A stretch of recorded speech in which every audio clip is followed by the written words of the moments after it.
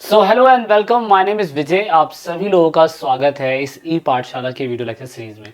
Class 12 के बच्चों के लिए 2024 और 25 के हिसाब से लेक्चर सीरीज होने वाली है और चैप्टर थर्ड हम पढ़ने जा रहे हैं और चैप्टर थर्ड का नाम है किंगशिप, कास्ट एंड क्लास। क्योंकि हिस्ट्री बहुत बड़ी होती है इसलिए हम इन सभी को पार्ट में करने की कोशिश करते हैं और ये वीडियो लेक्चर सीरीज का पहला पार्ट है।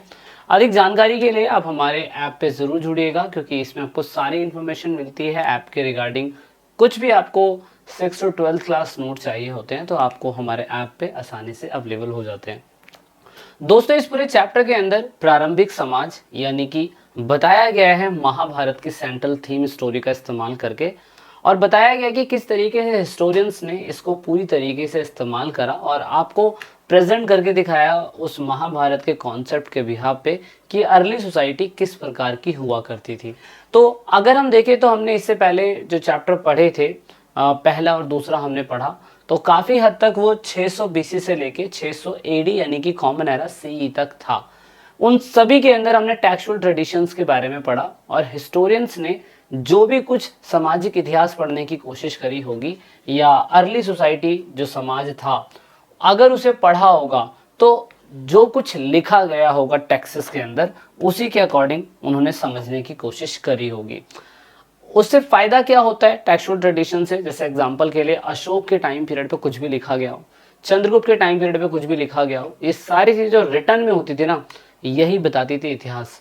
और यहाँ से हमें क्या पता चलता होगा? Understanding change in policy and उसके बाद इकोनॉमी। हमें समझ में आता होगा कि उस टाइम पीरियड के अंदर राजनीतिक और अर्थव्यवस्था में किस तरीके से बदलाव हो रहा होगा। हमें उस टाइम पीरियड के सोशल बिहेवियर, समाज किस प्रकार का था, हमें उन टेक्सेस से ये समझ में आता होगा। और उसके बाद हमें ये भी समझ में आता होगा कि उस टाइम पीरियड पे जो बहुत बड़े स्तर पर जो रिचुअल्स, रीति रिवाज फॉलो होते होंगे वो कैसे होते होंगे। एग्जाम्पल के लिए हमें हड़प्पा सभ्यता का एग्जाम्पल हमने देखा, हमें स्टंप मिली टेराकोटा की, बहुत सारे वहाँ पे ऑक्सन मिले, भैंस, और हमें बहुत सारी और चीज़ें मिली जिससे हमें समझ में आया कि शायद से ये लोग इनकी पूजा करते होंगे। थोड़ा बहुत लिखा हुआ मिला पर हमें समझ में नहीं आया। पर हमने सेकंड चैप्टर के अंदर अशोका के बारे में समझा तो उन्होंने भी बहुत सारी चीज़ें लिखी थी। तो टेक्सचुअल ट्रेडिशन से हमें समझ में आता है, लिखित दस्तावेज से हमें समझ में आता है कि उस टाइम पीरियड के अंदर क्या हो रहा होगा। तो अब क्योंकि ये बात इतनी ज़्यादा पुरानी है तो हर काल में अलग अलग लोगों ने अलग अलग तरीके से अपने क्या कहते हैं टेक्सेस का इस्तेमाल करा था और टेक्सेस को अलग अलग भाषा में लिखा जाता होगा। पाली भाषा अलग हो सकती है, तेलुगु तमिल अलग हो सकती है, संस्कृत अलग हो सकती है, लोकल और भी भाषाएं होती होंगी, लेकिन ज़्यादातर हमें जो भी टेक्सेस ट्रेडिशंस मिले हैं, जो कुछ भी रिकॉर्ड मिला है हमें, ज़्यादातर हमें इन्हीं भाषाओं के अंदर हमें देखने को मिला है। अब क्योंकि मैंने जैसा आपको बताया कि जो भी टेक्स्ट होते होंगे, जो भी इंस्क्रिप्शंस होते होंगे, उन्हें बहुत ही प्रिस्क्रिप्टेड वे में लिखा जाता होगा और इसी से ही हमें समाज में जो सामाजिक श्रेणी थी उसके बारे में समझ में आता होगा किस तरीके से क्या भेदभाव समाज के अंदर चल रहा था। अब क्योंकि हर एक टेक्स्ट, हर एक इंस्क्रिप्शन इतिहास में बहुत ज़्यादा ज़रूरी है, इसीलिए हमें समझना ये भी ज़रूरी है कि किस तरीके से समाज में वो व्यवस्थाओं का इस्तेमाल लोग करते रहे होंगे या कर रहे होंगे। अब इस पूरे चैप्टर के अंदर सेंट्रल थीम स्टोरी बहुत कोरोसिल एपिक महाभारत स्टोरी, जिसे हम विशाल महाकाव्य बोलते हैं, वो बताने की कोशिश करी गई है और ऑफ कोर्स ये भी एक रिटर्न सबूत, टेक्सचुअल ट्रेडिशन का एक सबूत है। और ये बताता है wide range of social category के बारे में और सिचुएशन के बारे में बहुत बड़े लेवल पे। जैसे उस टाइम पीरियड में बहुत सारे डिस्क्रिप्शन थे, जैसे बैटल के बारे में, फॉरेस्ट के बारे में, पैलेस के बारे में, सेटलमेंट के बारे में, इन सब के बारे में ये कॉन्सेप्ट हमें समझाने की कोशिश करता है महाभारत। ये बताता है कि उस टाइम पीरियड के अंदर अगर कुछ भी लिखा गया होगा तो हमने भारत के अलग अलग हिस्सों से इनके टेक्सचुअल ट्रेडिशंस को, एक एक टेक्स्ट को उठाया और फिर हमें समझ में आया कि उस टाइम पीरियड के अंदर समाज जो था किस प्रकार का था। ठीक है, तो इसीलिए हमें जो मेन फोकस महाभारत में कराया जा रहा है वो about the two sect of warning cousin. यहाँ पे दो जो चचेरे भाई फैमिली से बिलोंग करते हैं उनके बीच का एक युद्ध दिखाने की कोशिश करी गई है, प्रॉपर्टी से रिलेटेड या प्रॉपर्टी को लेकर। और यहाँ पे it describe the feudal over the land and the power, ये दिखाता है भूमि के विवाद को लेकर वर्णन करता है और बताता है कि कौरव और पांडव जो सिंगल रूलर फैमिली से बिलोंग करते थे उनके बीच में एक युद्ध होता है कुरुक्षेत्र के अंदर, और फिर सारी चीज़ें लोगों के सामने आती है और उस समय पे लोगों का बिहेवियर, उस समय सोशल कैटेगरी, उस टाइम पीरियड पे समाज कैसा था, कैसे लोग रिचुअल फॉलो करते थे, किस तरीके का खान पान था, समाज में अमीरी या गरीबी होती थी या नहीं होती थी, सब कुछ। तो ये थोड़ा सा मैंने मैप में बनाया हुआ है, अगर आप चाहें तो आप इसका स्क्रीनशॉट खींच सकते हैं। छोटी सी शॉर्टकट स्टोरी बताऊंगा, ज़्यादा बड़ी स्टोरी नहीं बताऊंगा क्योंकि फिर वहाँ हो जाएगी दिक्कत। तो आप ऐसे याद रखिएगा, ये बी पांडु और यहाँ पे धृतराष्ट्र दोनों भाई होते हैं, पांडु और धृतराष्ट्र। और पांडु के 5 बेटे होते हैं, 1 2 3 4 और ये 5। तो अगर हम देखें तो ये 5 पांडव जिन्हें बोला जाता है 5 पांडव, वो पांडु के बेटे होते हैं और धृतराष्ट्र का भाई पांडु होता है। पांडु की हो जाती है डेथ, पांडु की हो जाती है डेथ। अब जैसे ही इनकी डेथ हो जाती है तो 5 बेटे प्रॉपर्टी के हकदार के लिए होते हैं और वो उम्मीद करते हैं कि चाचा जान उनके चाचा जी जो हैं वो उनको प्रॉपर्टी का हिस्सा देंगे, बट वो अंधे होते हैं। तो दुर्योधन ही सारा प्रॉपर्टी का हिस्सा संभाल रहा होता है और यहाँ पर 5 पांडवों को प्रॉपर्टी का हिस्सा दुर्योधन के द्वारा, जबकि दुर्योधन उनका भाई लगता है, उन्हें देनी चाहिए, बट वो नहीं देता है। इस तरीके से हम कह सकते हैं कि जमीन शुरुआत से लेके आज तक भी जरूरी है, इसीलिए हम जमीन के पीछे लड़ते हैं। अब इस प्रॉब्लम को सॉल्व करने के लिए वो जाते हैं इंद्रप्रस्थ के मालिक हमारे कान्हा जी यानी कि कृष्ण जी के पास जाते हैं। कृष्ण जी इंद्रप्रस्थ के अंदर उस समय रह रहे थे और लग रहा था कि कृष्ण जी ऐसे डिस्प्यूट को सॉल्व कर पाएंगे, लेकिन ऑफ कोर्स उन्होंने कहा कि ठीक है, आप जब तक आपको वहाँ प्रॉपर्टी का हिस्सा नहीं मिल रहा है आप यहाँ पे आइए, और आने के बाद क्या कहते हैं आप इंजॉय करिए, और जब तक दिल्ली के कुछ हिस्से में आपको दे देता हूँ इन 5 पांडवों को, और रहेंगे वो लोग, कोई दिक्कत वाली बात नहीं रहेगी। तो यहाँ पे दुर्योधन को ये चीज़ भी अच्छी नहीं लगी और दुर्योधन ने ये कहा कि ठीक है, अगर आपको लगता है कि आपको प्रॉपर्टी का हिस्सा चाहिए तो आप मेरे साथ गेम खेलो एक, और गेम होता है चौरसा का गेम यानी कि शतरंज। एक गेम बहुत फेमस गेम है, डाइस बोलते हैं इसे, लूडो, और लूडो का गेम, शतरंज नहीं था, लूडो का गेम था, और लूडो का गेम खेला जाता है। और यहाँ पे कौरव और पांडव, इससे ये समझ में आता है कि उस टाइम पीरियड में अगर पबजी होता तो शायद से पबजी का गेम भी खेल लेते ये लोग, या टेकन 3 टेकन 2 जो भी है वो गेम खेल लेते। लेकिन उस समय पे हायर लेवल पे जो गेम था वो आपका लूडो था, और यहाँ पे शकुनी जी जो है वो दुर्योधन की पूरी मदद करते हैं, और 5 पांडव उसमें हार जाते हैं अपनी सारी प्रॉपर्टी, और प्रॉपर्टी के साथ वो हार जाते हैं अपनी वाइफ भी। यहाँ चीरहरण होता है, सारी एपिसोड स्टोरी आपको पता होगी।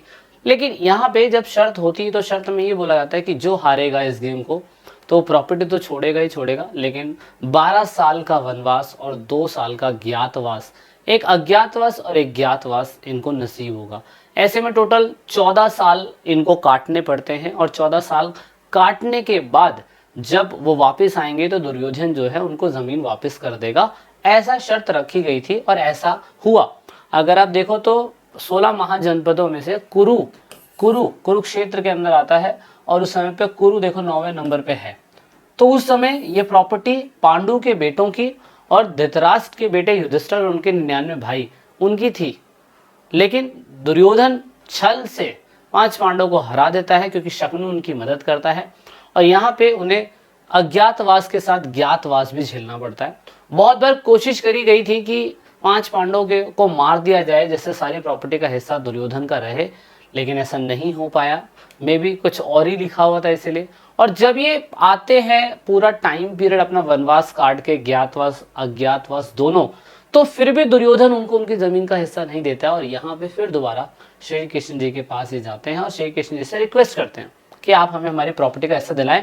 तो इससे हमें समझ में आता है कि श्री कृष्ण जी उस टाइम पीरियड के अंदर दोनों की फैमिली के अंदर हेड ऑफ द अथॉरिटी का हिस्सा रखते थे। मे बी कहीं ना कहीं उनके रिलेशंस बताए जाते हैं कि दुर्योधन की जो मदर थी उनसे इनके रिलेशंस थे, भाई बहन जैसे, मे बी शायद से, मुझे एग्जैक्टली नहीं पता, पर थे। अब यहाँ पर दुर्योधन को समझाने के लिए श्री कृष्ण जी भगवान जो भगवान के खुद ही रूप हैं वो आए समझाने के लिए, और यहाँ उल्टा ही दुर्योधन श्री कृष्ण को कहता है कि दूत है इसको बांध लो यहाँ पर। और बांध लो तो भाई उनके पिताजी पांडु जी और उनके पिताजी, उनको सबको पता था कि ये दुर्योधन जो है बहुत बड़ी मूर्खता वाली चीज़ें कर रहा है। श्री कृष्ण जी भगवान जो पूरी दुनिया को चला रहे हैं और यहाँ पर क्या कहते हैं तुम उसको बांधने चल रहे हो जो पूरा मतलब दुनिया के जग को चला रहा है। या दुर्योधन को पता नहीं होता, लेकिन वो कहानी आप ज़रूर देखिएगा, मैं आपको रिकमेंड करूँगा। आशुतोष राणा की एक कहानी है, कहानी क्या उनके द्वारा कही गई लाइन है और दिनकर जी ने इसको आई थिंक डिस्क्राइब करा है बहुत अच्छी तरीके से। आशुतोष राणा ने बहुत अच्छी तरीके से जिस तरीके से बोला है वो इसी सिचुएशन पे बोला है कि जब नाश मनुष्य पे छाता है चारों ओर अंधेरा आ जाता है, ऐसा कुछ है। तो यहाँ पर अब यहाँ पे स्टोरी ये बनती है कि ठीक है, और दुर्योधन ने कहा कि मैं नहीं देने वाला ज़मीन, और यहाँ पे बहुत विनती करने के बाद श्री कृष्ण जी की बात नहीं मानता और कहता है फिर ठीक है, फिर युद्ध होगा, and this is called the धर्म युद्ध। और ये धर्म युद्ध था और यहाँ पर कृष्ण जी ने कहा कि भैया तुम्हें क्या चाहिए। अर्जुन ने कहा मुझे आपका साथ चाहिए, मुझे आपकी आर्मी नहीं चाहिए। दुर्योधन कहता है मैं आपका क्या करूं, मुझे आपकी अपनी आर्मी दे दो। कई लाखों की सेना श्री कृष्ण जी की होती है, वो दुर्योधन को मिल जाती है, लेकिन अर्जुन के साथ कृष्ण जी रहते हैं। और यहीं पे भगवत गीता जैसी बाइबल, जो जैसे क्रिश्चियनिटी की बाइबल होती है, ऐसे हिंदू धर्म के अंदर आपको भगवत गीता जो है बहुत इंपॉर्टेंट मानी जाती है। तो यहीं पे वो श्लोक भगवत गीता के जो हैं अर्जुन को श्री कृष्ण जी ने इस वॉर में दिए थे, टाइम को रोककर।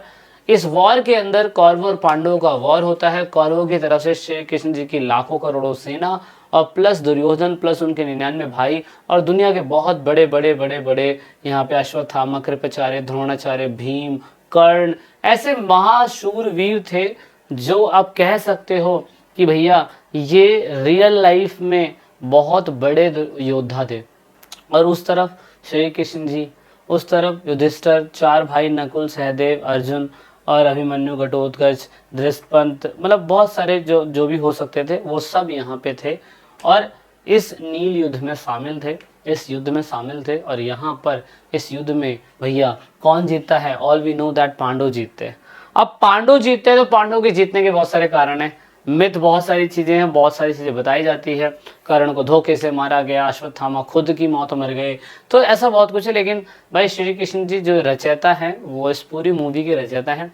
अब यहाँ से हमें समझ में आता है कि उस समय पे सोशल स्ट्रक्चर कैसा था समाज का, वो हम इस स्टोरी में समझेंगे, क्योंकि ये इंसिडेंट आज से हज़ारों साल पहले हुआ था। हज़ारों साल पहले जब ये इंसिडेंट हुआ तो लोगों को पता चला कि ऐसा कुछ हुआ था। Then finally VS. सुथांकर करके उनका नाम है,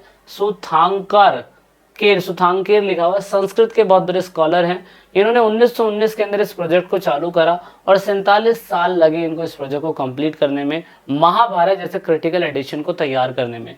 preparing a critical edition of Mahabharata and appointing a team of various Sanskrit scholar, बहुत सारे संस्कृत ज्ञान पंडित को बुलाया इन्होंने और फाइनली इन्होंने पूरी टीम बनाई। संस्कृत के जितने मैन्युस्क्रिप्ट थे इससे रिलेटेड पाली भाषा में, प्रकृत भाषा में, उनको इकट्ठा करा, वेरियस स्क्रिप्ट को उठाया एंड देन उन्होंने कहाँ से उठाया आप देख सकते हो। There were several common element in the Sanskrit verse of the story. अब जहाँ से भी इन्होंने कंटेंट को उठाया था, जहाँ से भी इनको संस्कृत के सबूत मिले थे, वो सब आप देख सकते हो, कश्मीर, नेपाल, केरला, तमिलनाडु, मतलब भारत के कोने कोने को इन्होंने छोड़ा, क्योंकि सेवरल कॉमन स्टोरी है, भाषा अलग हो सकती है लेकिन स्टोरी तो वही रहेगी। तो यहाँ पर फाइनली जाके इन्होंने बहुत सारी क्षेत्रीय विविधताएं देखी, अलग अलग लोगों की सोच देखी, सारा कंपाइल करा एक जगह पे और फाइनली तैयार होता है महाभारत। 1990 के अंदर जब मेरा बर्थ हुआ था उस टाइम पीरियड पे इसे पहली बार जब भारत के अंदर टीवी आई टेलीविज़न आया था, लोगों ने महाभारत के एपिसोड चालू कर देते। लॉकडाउन में भी महाभारत चालू हुआ था, रामायण चालू हुआ था। रीज़न क्या है दोस्तों? वही, क्योंकि ऐसा महाकाव्य जो है दोस्तों आज तक ना बन पाया है और ना ही बनेगा। तो ये आप कह सकते हो the variation of the Mahabharata reflect the complex processor that shape the social history through the dialogues between the dominant tradition and resilient local idea and practice characterized by the moment of conflict as well as the consequences.